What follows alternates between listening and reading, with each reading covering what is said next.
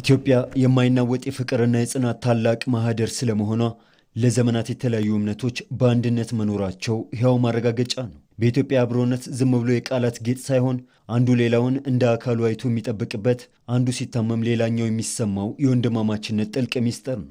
ሆኖም ግን ከቅርብ ጊዜ ወዲህ ይህንን ጠንካራ ማህበራዊ እሴት ለፖለቲካና ለግል ጥቅማቸው ሲሉ እንደ ግጭት መጫወቻ ካርድ ለመጠቀም የሚሞክሩ የጥፋት ኃይሎች በአደባባይ ተገልጠዋል። ሃይማኖት ለግጭት የሚጠቀሙ ኃይሎች አሉ። ሃይማኖቶቹ ግን እስላምም ክርስቲያኖቹ አጠቃላይ ክርስቲያኖች ሁሉም የሰላም እምነቶች እንጂ የግጭት እምነቶች አይደሉም። ለዚህ ማረጋገጫው ኢትዮጵያ ናት።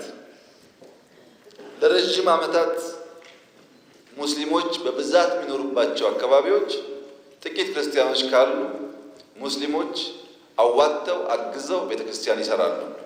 በእኛ ሀገር የምናውቀው እሱ ነው።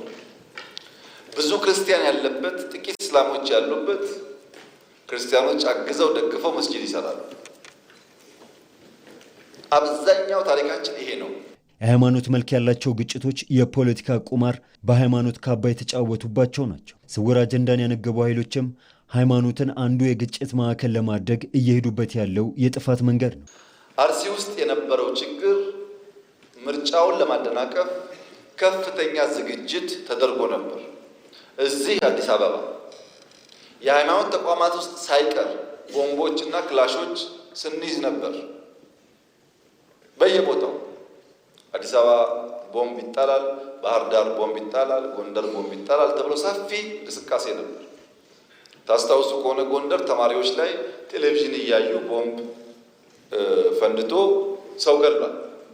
ተማሪዎች ፖለቲከኛ አይደሉም።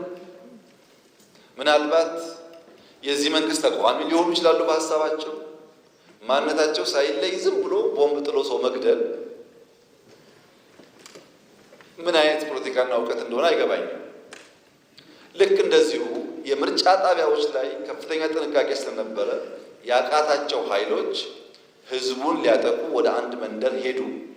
ሚሊሻና ፖሊስ ህዝባቸው እንዳይገደል ተፋልመው ህይወታቸውን ገብረው የብዙ ንጹሃን ዜጎችን ህይወት የታደጉ ናቸው። ሃይማኖት ከየትኛውም ፖለቲካዊ ርዕዮተ ዓለም በላይ የሰዎችን ስሜት በጥልቀት የመንካትና ሰፊውን ማህበረሰብ በአንድ ጊዜ ማንቀሳቀስ ከፍተኛ አቅም እንዳለው የተረዱ ኃይሎችም ትላልቅ አገራዊ ክንውኖችን በመጠበቅ ግጭት ለመቀስቀስ ሲሞክሩም ተስተውሏል። የራሳቸውን ድብቅ የፖለቲካ አጀንዳ ማሳካት የሚፈልጉ አካላት ህዝብን በብሔር ብቻ ሳይሆን በሃይማኖት ስም በማነሳሳት የራሳቸውን የድጋፍ መሰረት ለመገንባት ሞክረዋል። የፖለቲካ ፍላጎት ያላቸው ነገር ግን በሐሳብ የበላይነት ማሸነፍ ያቃታቸው ኃይሎች ሃይማኖትን እንደ ሽፋን ለመጠቀም ቀድሞም ሲዘጋጁበት የነበረው ጉዳይ ነው። መንግስትን ለማዳከም በህዝብ ዘንድ ያለውን አመኔታ ለመሸርሸርና የፖለቲካ ለመረጋጋት በመፍጠር ወደ ስልጣን ለመምጣት ወይም ተጽዕኖ ለመፍጠር ሃይማኖታዊ ግጭቶችን እንደ አቋራጭ መንገድ ይመለከቱታል። ብልህ የሆነው የኢትዮጵያ ህዝብ እሴቱን የጠበቀ ግንኙነቱን የጠበቀ ሀገር ያዳነ በመሆኑ ነገሮችን በማስተዋል ልክ ምርጫ ላይ እንደተሸነፉት ሁሉ ነገም ከነገ ወዲያ ሴራቸውን በመበጣጠስ አብሮነታችን በማጎልበት ማጠናከር ይኖርብናል። በኢትዮጵያ ለዓመታት ውጥረት ፈጥሮ የቆየውን የብሔር ፖለቲካ ከፍተኛ ካርድ መምዘዝ አሁን ደግሞ የሃይማኖትን ካርድ በመምዘዝ አዲስ የትርምስ አጀንዳ ለመፍጠር ሲሞክሩም ታይተዋል።